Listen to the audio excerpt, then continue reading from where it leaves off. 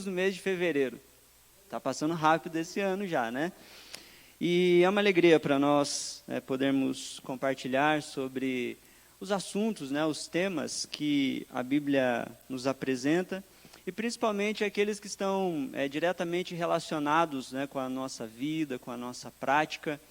E uma das necessidades que apareceram, né, para nós, assim, é a gente conversar sobre ser igreja, sobre a nossa identidade, sobre os nossos deveres, sobre como a igreja é apresentada nas páginas da Bíblia. Nós temos ideias diversas sobre o que é a igreja, então eu tenho certeza que se eu perguntasse aqui para você o que é a igreja, provavelmente a gente teria uma quantidade considerável de respostas, e elas não, de certa forma, não estariam erradas, mas provavelmente elas indicariam ideias diversas. E para nós aqui, eu acho que é muito importante a gente estar nesse início de ano falando sobre igreja, porque essa é a nossa tarefa. A nossa tarefa é ser igreja. E uma das questões principais sobre a igreja é a sua essencialidade. E o que é essencial? Então, quando a gente fala assim, igreja, uma comunidade essencial. A ideia de essencial é a ideia daquilo que é vital para a nossa vida. Aquilo que é indispensável para a manutenção da nossa existência. Às vezes a gente, por causa do nosso pensamento equivocado, a gente menospreza o que vem a ser igreja. E às vezes esse menosprezo, ele não é externado por palavras. Ninguém aqui vai dizer que é contra a igreja, que está se opondo à igreja. Mas a gente menospreza quando a gente deixa de fazer aquilo que nós deveríamos fazer. A igreja é uma comunidade essencial. Por mais difícil que ela seja, por mais estranha que seja a ideia de uma igreja, ela é essencial. E não é porque eu acho que ela é essencial, não é porque você acha que ela é essencial, é porque Deus diz que ela é essencial. Portanto, aquilo que é essencial é aquilo que é vital para a nossa vida. E é interessante que as Escrituras, elas se valem de algumas metáforas para indicar para nós, então, onde está a essencialidade da igreja. Por que a igreja é essencial? Por que a gente deve participar da igreja? Qual é a diferença de a gente estar aqui ou de a gente não estar aqui? Qual é a diferença de a gente cultuar junto ou a gente cultuar de maneira individual? Por que para Deus, essa reunião aqui, ela é essencial? Mas mais do que para Deus, por que ela é essencial para nós? O que acontece aqui de tão vital assim? O que acontece aqui de tão imprescindível, de tão importante, que a gente talvez não encontre em outros ambientes, mas o que a gente encontra aqui de indispensável para a manutenção da nossa existência? E essa é a reflexão que eu quero fazer, porque uma das metáforas que a palavra de Deus utiliza para falar sobre o que é a igreja é família. O que é a igreja? É uma família. É isso que a palavra de Deus nos fala. Ela diz que a igreja é a família de Deus. Portanto, se a igreja é família, significa que a família é essencial para a nossa existência, para a manutenção da nossa existência. A gente sabe que todas as coisas Deus criou nesse aspecto, e o próprio Deus revelado nas Escrituras é uma família. Você não existiria se não fosse a família. Você está aqui porque você teve um pai, teve uma mãe, mas não só porque você teve um pai e uma mãe, a sua existência depende também da existência dos seus pais, que tiveram um pai e uma mãe cada um, que também tiveram um pai e uma mãe cada um, e assim a gente vai pensando na nossa árvore genealógica, né? E a gente percebe assim, nós viemos como resultado de um relacionamento comunitário. Muitas pessoas, família, nós dependemos da família para existir. E aí, por que é importante a gente falar sobre a igreja como uma família? Porque é verdade que a gente vive numa sociedade, numa cultura, hoje, a nossa cultura ela é caracterizada por menosprezar as coisas que são essenciais. Já parou para pensar nisso? Parece que as coisas que a gente deveria valorizar, a cultura nos ensina que a gente deve menosprezar. E por outro lado, a cultura supervaloriza coisas que são supérfluas. Então, há uma inversão de valores. Aquilo que nós deveríamos priorizar como vital, como essencial na vida, estão dizendo para a gente que não é tão importante assim. Mas coisas que não são importantes, estão dizendo que você não pode viver sem. E esse é um problema, porque quando a gente caracteriza a nossa cultura, a gente vai começar a perceber assim, que a nossa cultura é uma cultura consumista, a nossa cultura é uma cultura individualista, a nossa cultura é uma cultura utilitarista, a nossa cultura, de certa forma, é uma cultura narcisista. É por isso que as pessoas pensam tanto em si mesmas. E esse é um dos problemas quando a gente pensa em comunidade. Comunidade é viver para além de si mesmo.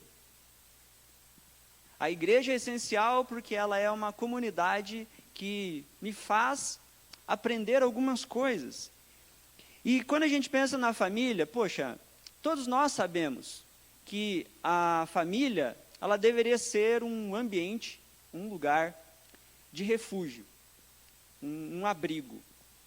Sabe, quando está tudo pegando fogo e você precisa de um lugar para você se refugiar, para você se esconder, esse lugar deveria ser a família. Todos nós sabemos que as coisas deveriam funcionar desse jeito. A gente precisa de um lugar onde a gente se sinta acolhido, onde a gente se sinta acompanhado, cuidado, onde a gente possa desenvolver, amadurecer. E é exatamente isso que significa a proposta da família. A família, quando Deus estabeleceu, ela tinha esse propósito também. O propósito de você ser acolhido, o propósito de você ser cuidado, e a oportunidade de cuidar de alguém também, e a oportunidade de crescer, de amadurecer. Se a palavra de Deus diz que a igreja é a família de Deus, significa que esses valores, esses princípios que balizam as famílias, também são os princípios que deveriam balizar a igreja, a comunidade cristã. Por isso, é importante a gente falar sobre a igreja. A família deveria ser um lugar onde a gente compartilha o amor. E aqui está uma grande dificuldade para nós. Porque a gente tem dificuldade de dizer assim, o que é família hoje? A gente tem que ter até cuidado de responder perguntas assim hoje. O que é uma família? As respostas são diversas. Família hoje em dia é qualquer coisa. E quando uma coisa se torna qualquer coisa, ela perde e se esvazia do seu significado real. Ela perde o seu valor. E aí, família é qualquer coisa. A gente tem dificuldade de definir coisas que são, assim, sempre foram básicas. Hoje parece que a gente, tudo gera uma discussão infinita, e parece que toda hora tem uma tese que descobre aspectos, que redefine as coisas. E a gente tem visto isso acontecendo na família, mas também em relação a algumas virtudes, como, por exemplo, o amor. A igreja é a família de Deus. E a família de Deus é caracterizada pelo amor. É por isso que a prioridade é amar a Deus sobre todas as coisas e amar o próximo, como nós amamos a nós mesmos. Amar a Deus, amar o próximo, isso indica que o amor é essencial para que haja uma relação saudável. Então, quando a gente pensa, a igreja é uma família, logo nós entendemos que a base dessa relação que nós temos uns com os outros deve estar pautada no amor.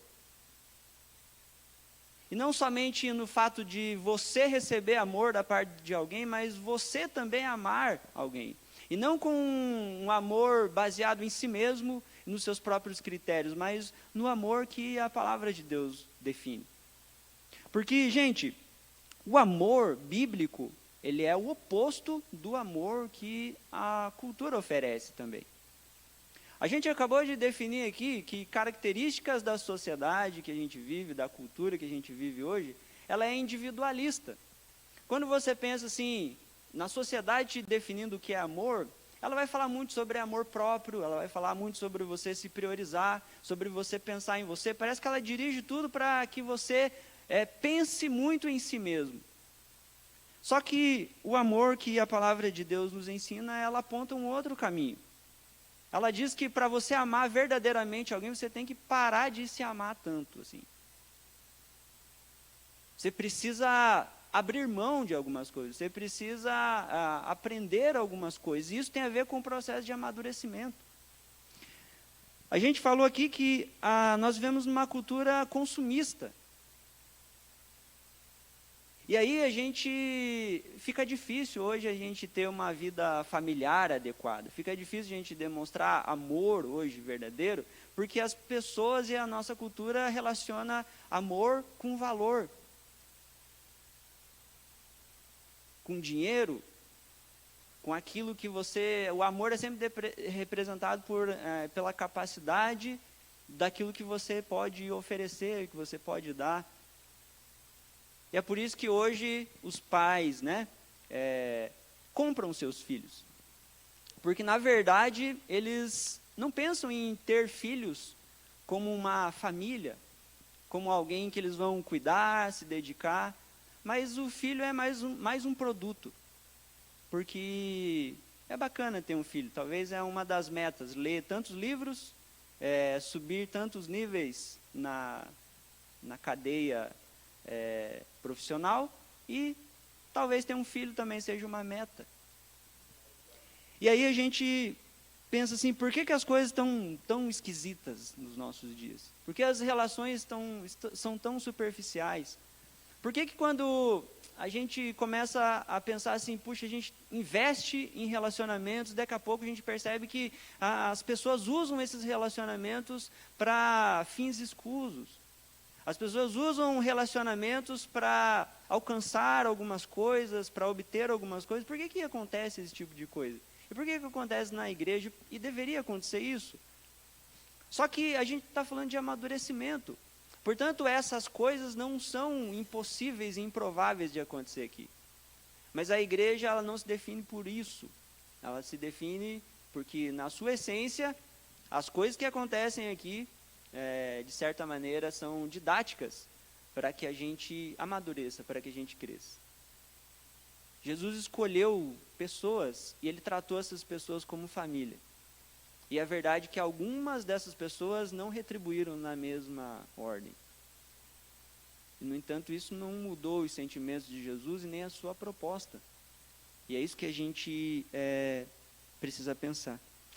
E não é sem razão, então, que as Escrituras, a palavra de Deus, a palavra inspirada, ela vai, então, se valer dessa metáfora da família para se referir à igreja. Você já percebeu que você encontra muito essas expressões pai, pais, filhos, irmãos? Na igreja nós somos isso? Somos irmãos, irmãs e irmãos em Cristo. O apóstolo Paulo menciona o nome de mulheres a qual ele se refere que foram como uma mãe para ele. Pais espirituais, ou seja, a ideia de entes familiares, elas estão muito relacionadas ao que a gente deveria ser aqui. Agora, é bem verdade que o conceito que você tem sobre o que é família vai influenciar diretamente as suas ações, as suas práticas, a forma como você vai ser essa igreja família. Eu quero convidar você a abrir a sua Bíblia na carta de Paulo a Tito, capítulo 2, dos versos 1 ao 8. Tito, capítulo 2, dos versos 1 ao 8. 8. E eu quero extrair daqui algumas inferências, né, para nós sobre o que está acontecendo aqui e por que a família é essencial, né, a família da fé é essencial. Tito, capítulo 2, dos versos 1 a 8, diz assim: Tu, porém, fala o que convém à sã doutrina. Quanto aos homens idosos, que sejam temperantes, respeitáveis, sensatos, sadios na fé, no amor e na constância. Quanto às mulheres idosas, semelhantemente, que sejam sérias em seu proceder, não caluniadoras, não escravizadas a muito vinho, sejam mestras do bem, a fim de instruírem as jovens recém-casadas a amarem ao marido e a seus filhos, a serem sensatas, honestas, boas donas de casa, bondosas, sujeitas ao marido, para que a palavra de Deus não seja difamada. E quanto aos moços, de igual modo, exorta-os para que em todas as coisas sejam criteriosos. Torna-te pessoalmente padrão de boas obras. No ensino, mostra integridade, reverência, linguagem sadia e irrepreensível, para que o adversário seja envergonhado, não tendo indignidade nenhuma que dizer a nosso respeito. E daí você pode estar pensando, pois é, esse é um texto que fala lá sobre a família das pessoas, né, dos membros da igreja. É interessante que essa dica aqui do apóstolo Paulo a Tito, ele repete a Timóteo, que também era um discípulo seu. E para Timóteo ele até deixa mais evidente essa relação, porque ele fala que no ambiente da igreja, os jovens, os adolescentes, eles devem lidar com as pessoas mais velhas, né? As mulheres como suas mães, os homens como seus pais, os mais velhos, né? Respeitarem esse conceito familiar, né? Essa repetição. O que você tem que ser lá no seu núcleo familiar, aqui de maneira mais abrangente, a gente deveria também praticar como comunidade. Mas vamos lá. Pensando na dificuldade de definir o que é família, os vários tipos aí de composição familiar, mas vamos pensar aqui uma que é a mais geral assim para nós. A gente pensa em família, a gente pensa logo na ideia da família nuclear. O que seria a família nuclear? A composição seria um pai, uma mãe e os filhos. Essa é a ideia de família nuclear. O que é uma família? É um pai, uma mãe e os seus filhos. E claro que, considerando a nossa cultura, tira o S do filhos, né? Então, assim, um filho. Hoje a ideia é essa, né? Um pai, uma mãe, e se você quiser, né, se incomodar um pouco na sua vida, tenha um filho. Essa é a ideia. Então, para ficar ali padrãozinho. Se você for muito insensato, tenha 2 filhos. É mais ou menos isso que falo. E assim, se você é maluco, aí tenha 3. Se você tiver 4, já interna, já, porque você é esquisito. Se você tiver 4 filhos, isso é muito estranho. Porque a gente entende, né, a nossa cultura vai dizendo isso pra gente. Qual que é o pensamento quando a gente pensa em filho? É caro ter filho. É din-din, né? Puxa, mas é muito caro ter filho. E essa é a resposta óbvia de uma sociedade que ela é consumista. A gente pensa que é caro porque, gente, eu nem faço ideia. A gente às vezes conversa com pais aí, né, recentes, aí, as coisas estão muito caras hoje em dia, né? Até as coisas mais... mas geralmente as pessoas pensam muito assim nas marcas, né? Então você pega aí hoje um carrinho, não sei quanto está um carrinho hoje. Na minha época lá era R$150, comprava 2 carrinhos, né? Hoje subiu um pouquinho esse valor, né? Então as coisas de fato são caras, né? E a gente quer acompanhar essa ideia. Então, realmente, né, você pensar em filhos, você tem que pensar que você vai gastar muito dinheiro. Então, a gente pensa aí, pai, mãe e a sua prole, né, os seus filhos, são a noção que a gente tem aí mais, vamos dizer assim, tradicional do que vem a ser família.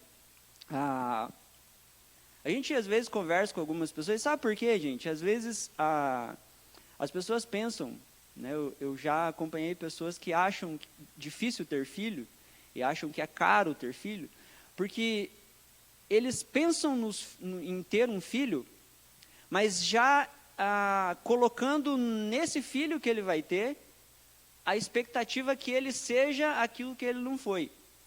Sabe assim? Então, poxa, eu tinha um sonho. O meu sonho era ser um médico, né? E aí, eu vou ter um filho e eu já projeto essa expectativa. Meu filho vai ser um médico. Eu quero ter um filho para que ele seja aquilo que eu não consegui ser. E aí você já fica pensando nas cifras, né? Nos valores altos que você vai ter que desembolsar. Né? Enfim, essa é a ideia. Mas, qual que é o problema? É que essa noção de família, a mais tradicional que eu estou falando, essa ideia assim, de um pai, uma mãe e filhos, essa é uma ideia que não tem nem 100 anos. Se você for pensar aqui, e aí agora vai ter bastante irmãos que vão concordar comigo. Eu tenho 40 anos, tá bom? Eu não sou velho, mas eu tive a oportunidade de, vamos dizer assim, ter contato com a geração anterior. E eu me lembro muito, assim, de ver algumas fotos, né? Fotos das famílias antigas. E assim, a questão aí de menos de 100 anos, né, para trás, assim, você pensa, como que eram as famílias antigas? E aí uma das respostas pega as fotos dos antigos para você ver. Quando você pega uma foto das famílias antigas, o que você vai ver lá? Uma penca de gente lá, não vai? Você vai ver assim, as famílias, você tem lá os bisavós, você tem os avós, você tem os pais, daí você tem vários tios, né, tias, aí tem ali uma fila de criança ali, primo, não sei o que e tal, sobrinhos, e as fotos, né, elas representavam essa ideia de que a família era um conjunto grande de pessoas. Então, o convívio familiar, ele ia para além desse núcleo. A família não era o pai, a mãe e os seus filhos. A família era todo mundo, era os pais, os avós, enfim. E por que isso é importante? Porque veja a diferença. Quando a gente pensa, por exemplo, nas famílias antigas. Imagina aí essa foto. Né? Imagina lá que assim, 8, 9, 10, né, filhos era um negócio meio que até normal, assim, né? Mas pensa aí, uma foto lá que, sei lá, tem umas 15 pessoas ali, somando todo mundo, avós e tudo mais. Você pensa ali numa criança que perde o seu pai. Uma criança que perdia o seu pai, nessa cultura onde havia toda um grupo familiar mais extenso, essa criança que perdia o pai, ela não perdia as referências. Quando ela perdia um pai, ela seria acolhida por vários tios, pelo avô. Ela não perderia a referência do que é ser um pai, porque ela iria ser tratada como um filho pelos seus tios, pelos seus avós. E não é incomum a gente ver, talvez tenha até aqui entre nós pessoas que foram criadas por seus avós, que foram criadas por tios, por tias, porque existia essa ideia de responsabilidade mútua. Uma criança que, por exemplo, tinha a experiência de ver ali, vamos imaginar, era bem difícil de acontecer, mas um pai que, sei lá, resolve abandonar a família. E aí essa criança, então, teria o seu pai indo embora, largando a sua mãe e indo compor outra família. essa criança não perderia a referência do que é ser um pai. Porque por mais que o seu pai foi embora, os modelos de pai que ele tem na família dariam conta de atender essa demanda. Ele veria o seu pai embora, mas ele olharia para o seu avô, que iria completar 50, 60 anos de casado. Ele veria os seus tios ali ensinando para ele que aquilo é errado, instruindo ele. Então, as meninas seriam acolhidas pelos familiares, seria cuidado. Porque essa família, que eu quero chamar aqui de família estendida, ela tinha essa função também. Então, pai, mãe e os seus filhos. O problema é que existia nessa família estendida uma proteção maior. Não quer dizer que tios, que avós substituem os pais verdadeiros, as mães verdadeiras, ou substituem os filhos verdadeiros. E a gente não está falando disso, a gente está falando de uma família estendida que, pela ausência das referências daqueles que deveriam dar, o ente familiar não seria prejudicado. Então você seria cuidado, você seria protegido, você seria acolhido e você seria desenvolvido, por mais que um pai ou uma mãe lhe faltasse. Um exemplo de o que eu quero dizer com família estendida é, por exemplo, hoje a gente tem essa... como é que é? O nome é área de escape, né? Quando você vai viajar, você pega uma rodovia, uma estrada, e você tem vários lugares que tem essa área de escape. Então, você tem a estrada, mas se der algum problema, se der um problema no seu veículo, ou se você vê ali um problema na estrada, ou alguma coisa que você precise de um espaço para fazer uma manobra, um espaço para você pausar, parar o seu veículo, você tem essa opção. E é mais ou menos essa é a ideia da família estendida. Ela não substitui, mas ela é um ambiente onde você consegue fazer a manobra. É um ambiente onde você, se der problema, você consegue, mesmo assim, evitar desastres, evitar acidentes. E a gente vê aí os dados, né, quantos acidentes são evitados, né, por causa dessa área de escape. Né, estoura um pneu, perde o freio, e aí joga nessa área de escape, e o acidente ali é evitado. Né? Então, o que eu quero dizer? A igreja, ela funciona como essa família estendida. É isso que a palavra de Deus nos ensina. Nesse ambiente aqui, ele não é para ser igual a, supostamente, né, a cultura diz que deve ser. Novamente, uma criança que perde um pai, numa família onde ela tem várias referências, ela não vai ser tão afetada. Mas hoje, numa sociedade em que a maioria das famílias estão em ruptura, onde uma família onde você tem um pai, uma mãe e o seu filho, e eles estão de mal com seus avós, eles querem distância dos seus tios. Uma criança, por exemplo, que perde um pai, ele perde todas as referências do que é ser um pai, do que é ser um homem. Uma criança sozinha com um pai e uma mãe, se a mãe falta, ela perde a referência do que é ser uma mulher.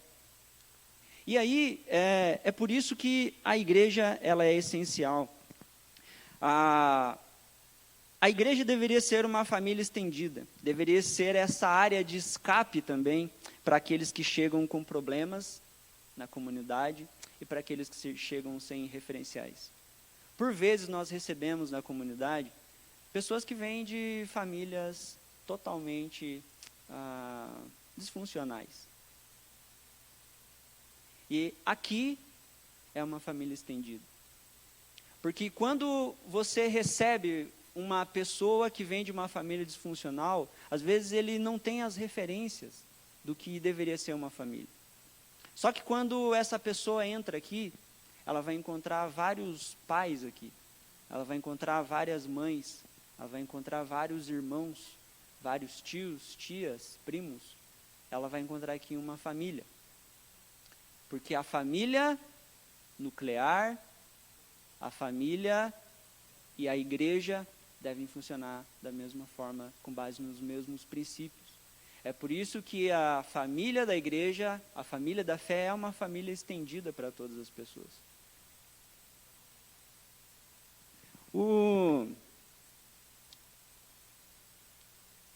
A família é um lugar de acolhimento, cuidado e amadurecimento, né? Não esqueça isso. O primeiro ponto que esse texto aqui destaca, e eu acho importante falar, é que a família estendida, ela é essencial para o amadurecimento, então, porque o versículo 2 diz assim: quanto aos homens idosos, que sejam temperantes, respeitáveis, sensatos, sadios na fé, no amor e na constância. Essa ideia aqui de homens idosos, né, o termo bíblico é ancião, é presbíteros, né, que é relacionado a... Ele não está relacionado à idade, simplesmente, mas à ideia de amadurecimento. O que é um presbítero, um ancião?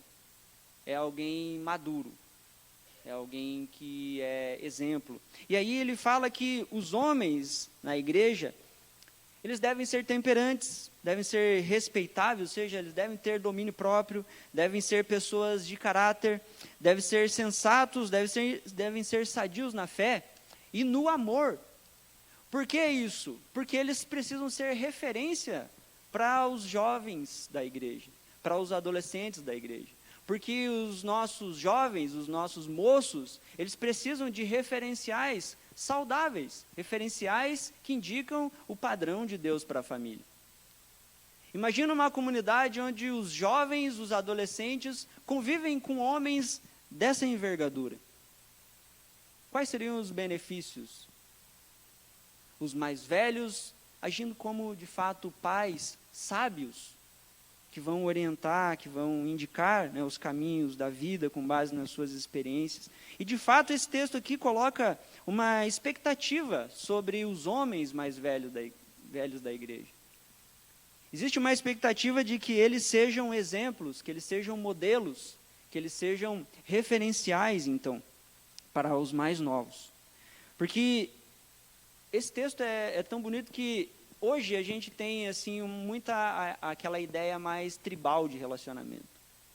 Então, a gente quer conviver com pessoas que têm a mesma faixa etária, que pensam igual, que jogam os mesmos jogos, que torcem para o mesmo time, preferência, né? Então a gente vê as pessoas se agrupando de maneira tribal, baseada nos seus gostos. E tem alguma coisa errada, pecaminosa nisso? Não. Mas quando a gente divide a igreja, a família, com base nessas faixas etárias, a gente está privando de receber orientação, sabedoria, conhecimento. E é difícil a gente falar isso porque, pensa hoje, gente, na nossa conjuntura.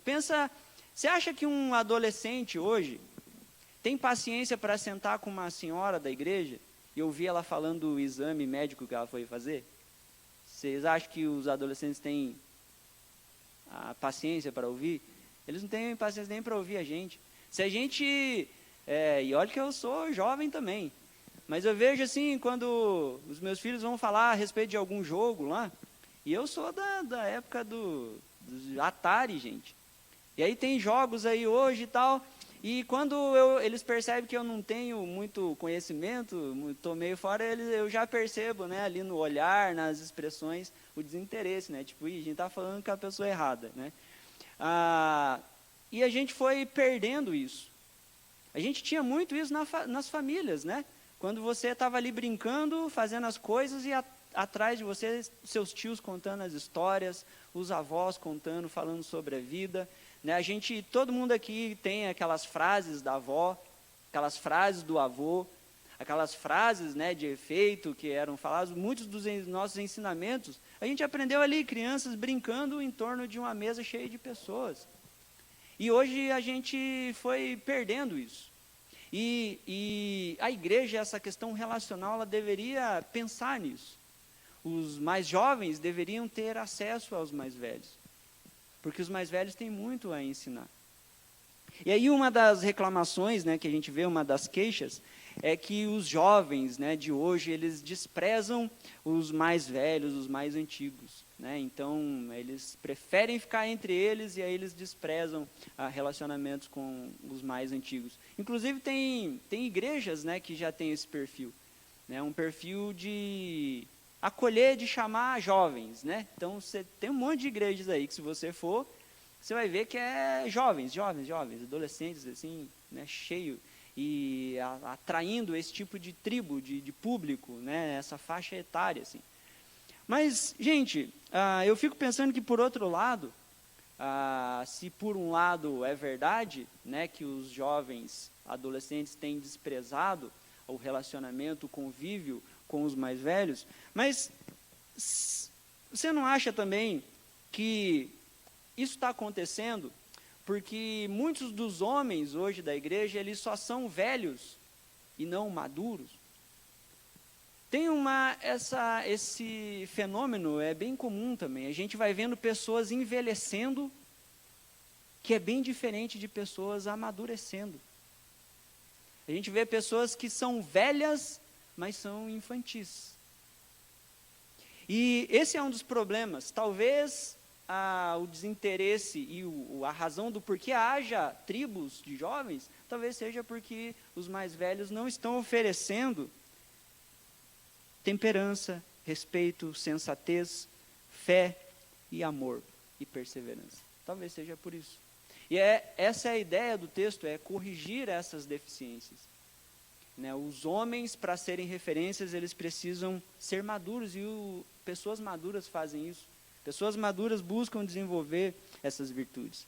Então, o segundo ponto aqui no texto é que a família estendida, ela também é essencial para o amadurecimento, mas também para o cuidado. O versículo 3 até o 5 diz assim: quanto às mulheres idosas, semelhantemente, que sejam sérias em seu proceder, não caluniadoras, não escravizadas a vinho, sejam mestras do bem, a fim de instruírem as jovens recém-casadas a amarem ao marido, aos seus filhos, a serem sensatas, honestas, boas donas de casa, bondosas, sujeitas ao marido, para que a palavra de Deus não seja difamada. E, naturalmente, quando a gente pensa em cuidado, a gente vai concordar aqui que as mulheres, elas têm um dom especial para o cuidado. Vocês concordam comigo? Quando a gente fala de cuidado, as mulheres, elas são expertas nisso, né? As mulheres sabem cuidar, elas têm essa característica, eu acredito, né, inclusive, que foram dadas por Deus. E as mulheres mais velhas são mais expertas ainda. Se a mulher já tem esse dom natural para o cuidado, as mais velhas, por causa da sua experiência, por causa da sua longa vivência, elas têm condições melhores ainda de instrução. Só que o problema que a gente percebe hoje também é que quem que quer estar nessa categoria? Deixa eu perguntar aqui, por exemplo, onde estão as irmãs velhas aqui? Não tem ninguém.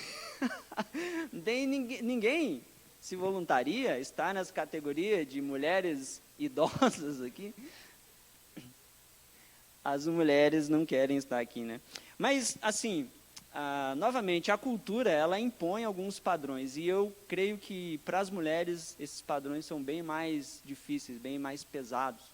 A gente tem aí padrões de beleza, padrões de status, padrões de comportamento, meio que um jeito que você tem que ser. E essas coisas, né, elas fazem com que as mulheres, principalmente, não que homens também têm esse problema, mas principalmente as mulheres, elas têm medo de envelhecer. Não sei por que isso. É verdade isso? Existem dados, né, que vão mostrando isso. Parece que a gente tem se esforçado muito para não envelhecer. E aí você vai vendo esse investimento, então vai lá, faz procedimentos, faz não sei o que, para a ideia de manter, né, a sua aparência jovial, falar com os jovens. E hoje você vai, por exemplo, em shopping, né, no shopping passear, E às vezes você vê ali, você não sabe qual é a mãe, qual é a filha, né? Porque estão todas ali meio, às vezes a mãe, né, tem uma aparência até mais jovial, né, que as filhas e tal. Então, parece que os meios hoje que são buscados têm a ver com essa ideia de permanecer com uma aparência jovem.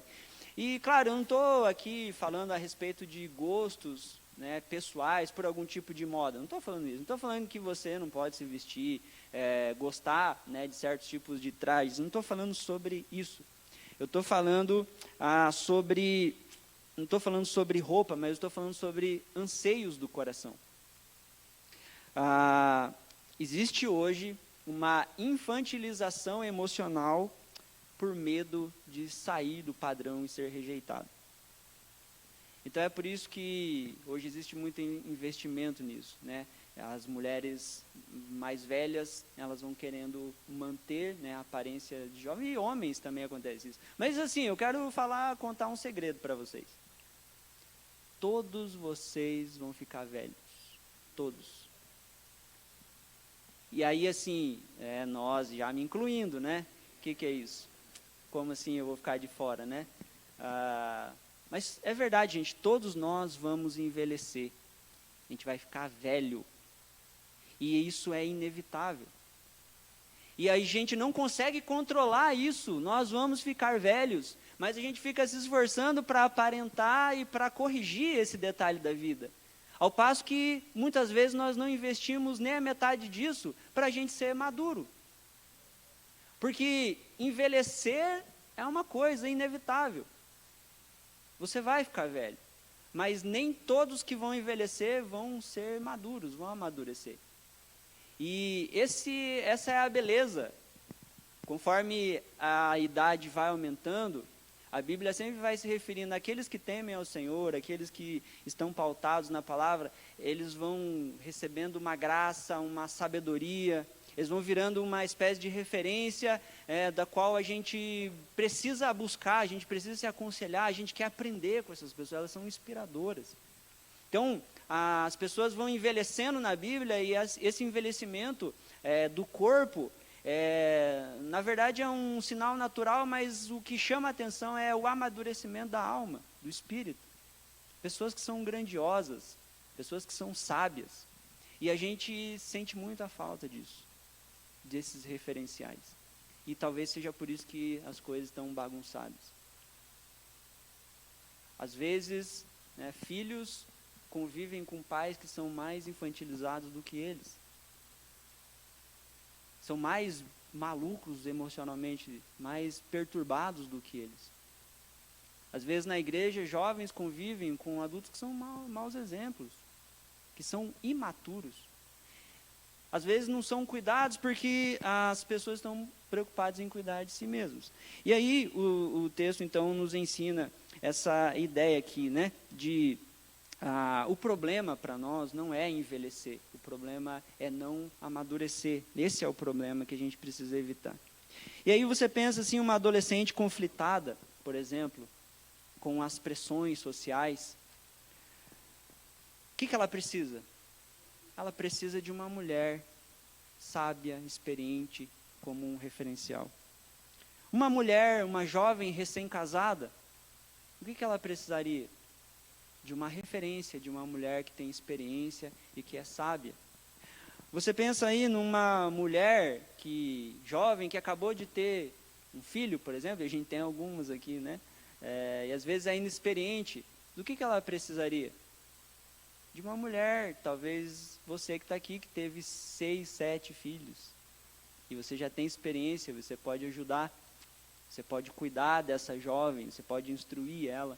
Sabe? É isso que o apóstolo Paulo está falando aqui, que deveria acontecer numa igreja.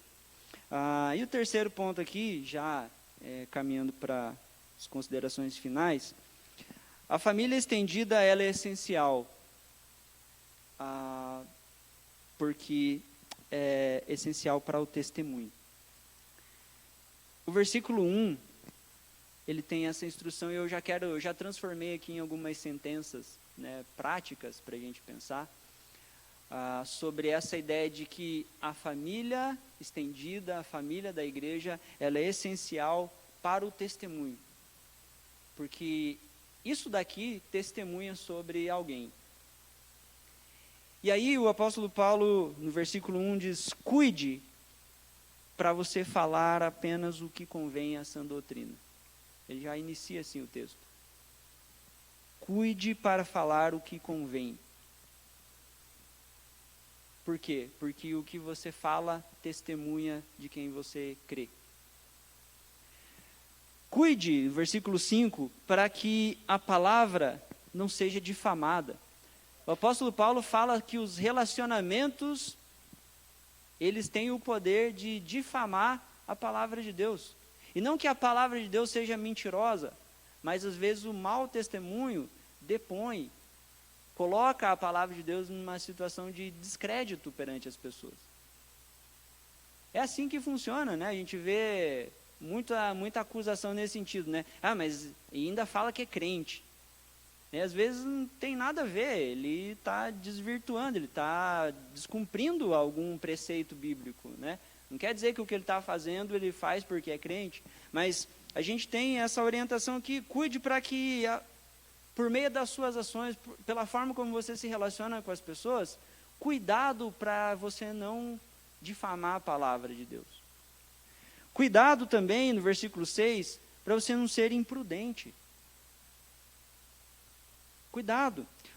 O versículo 7 diz: cuide para que a sua vida seja uma referência positiva. O apóstolo Paulo fala: olha, você mesmo seja um padrão, seja exemplo, seja um referencial, para que as pessoas imitem você. Então, um dos valores essenciais de a gente estar aqui é porque a gente tem a chance de testemunhar sobre Jesus e sobre aquilo que a gente crê. E se alguém quer dar um bom testemunho, então ele cuida com o que ele fala. Ele cuida para que a palavra do Senhor não seja difamada por meio das suas ações. Ele cuida para se manter sempre prudente, humilde. O versículo 7 diz que ele cuida para que a vida dele seja um referencial positivo. Para que as pessoas olhem para você, convivam com você, e elas recebam o bem dessa convivência. Recebam os frutos do amor que foram manifestados aqui. E por último, o versículo 8 diz: cuide para não dar razão aos difamadores. Que ele fala assim: para que esses que difamam sejam envergonhados. Sejam envergonhados por não terem o que dizer de mal a seu respeito. E tem uma sentença, né, que diz assim, que quando alguém te difamar, a única coisa que você pode fazer é torná-lo um mentiroso. E quando alguém difamar você, o que você pode fazer é mostrar que ele está mentindo. E como é que você faz isso?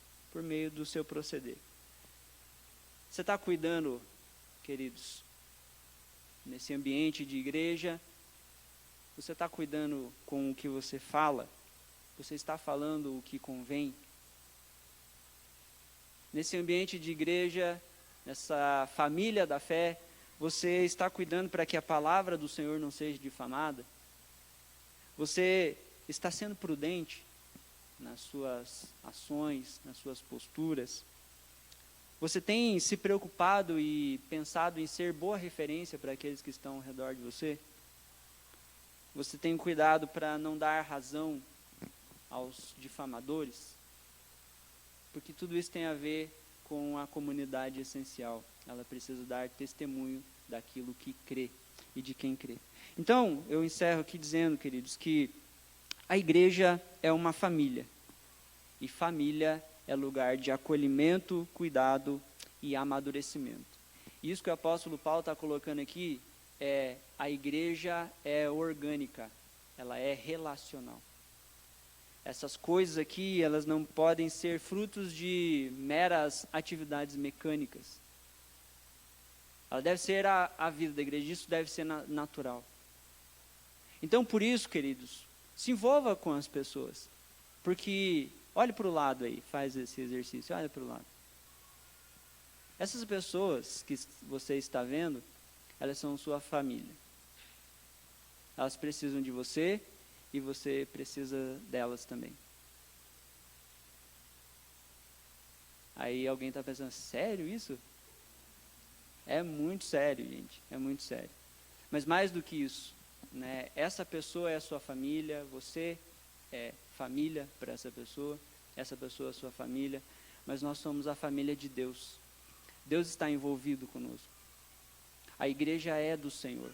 Portanto, a igreja aqui reunida é família do Senhor. Deus é o nosso Pai.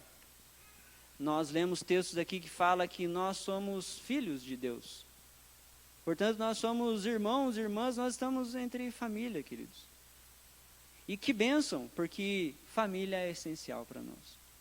Então, essa metáfora, né, da família, ela é importante por causa desses pontos. Né? Deus considera a família porque Ele está envolvido com ela. Ele é o pai dessa família. Ele é o patriarca. Ele é aquele que despende o exemplo, Ele é aquele que nos ensina o que é o amor paterno, Ele é aquele que nos ensina como a família deveria funcionar. E a gente leu aqui que a família deveria funcionar com base no amor, nessa família estendida é essencial, para que haja amadurecimento, cuidado, testemunho e crescimento. Que Deus nos abençoe, né, a ser isso, e que a gente pense, né, com mais carinho sobre a igreja, mas que a gente tenha essa postura, né, de estar aqui, né, e de maneira orgânica, relacional, a gente procurar ser isso daqui. Não pensar nisso como uma atividade, mas a gente se dedicar de fato a partilhar a vida uns com os outros. O que eu posso oferecer para que você se sinta acolhido, cuidado e desenvolvido? O que você pode oferecer para alguém para que ele se sinta acolhido, cuidado, para que ele amadureça? Essa é a nossa postura. Que Deus nos ajude a sermos a sua família aqui e sermos família uns para os outros. Amém? Feche seus olhos. Senhor, obrigado por sua palavra. Abençoe-nos, Deus, para que tenhamos essa disposição, Deus, de ouvir a sua palavra, de aprender, ó Deus, e a gente praticar isso, experimentar isso no nosso dia a dia. Eu sei, Pai, que tem pessoas aqui que perderam os seus referenciais de família. Eu sei que tem muitos irmãos aqui que perderam o referencial do que é ser um homem, do que é ser um pai. Eu sei que tem filhos aqui que perderam o referencial do que é ser uma mãe, do que é ter um pai. E nós estamos aqui, ó Deus, para corrigir isso. Nós somos a família estendida. Que os mais moços, ó Deus, possam ver os mais velhos nessa perspectiva. Que os mais velhos recebam essa responsabilidade de serem exemplos, de serem pessoas sábias, porque essa expectativa está sobre eles, ó Deus. Mas que, acima de tudo, a gente possa viver baseado no amor, que é o que a Tua palavra nos ensina, que consegue, ó Deus, conviver de maneira pacífica com aqueles que são diferentes, que consegue ter paciência com aqueles que precisam, ó Deus, que ainda estão aprendendo, ó Deus, mas nos ajude, Deus, a fazer isso, porque nós não vamos conseguir ser essa família ideal sem a sua ajuda. Mas que bênção, sabemos que essa família foi estabelecida pelo Senhor mesmo, porque aí o Senhor nos dá os meios necessários, o Senhor nos ajuda, o Senhor nos concede aquilo que nós precisamos para experimentar isso, para viver família, para ser família. E é isso que a igreja é, a família do Senhor. Nos ajude a valorizar, a estimar isso, a priorizar isso em nossa vida, a entender, ó Deus, que nós participamos deste grupo aqui, que é essencial para a nossa vida. Em nome de Jesus. Amém.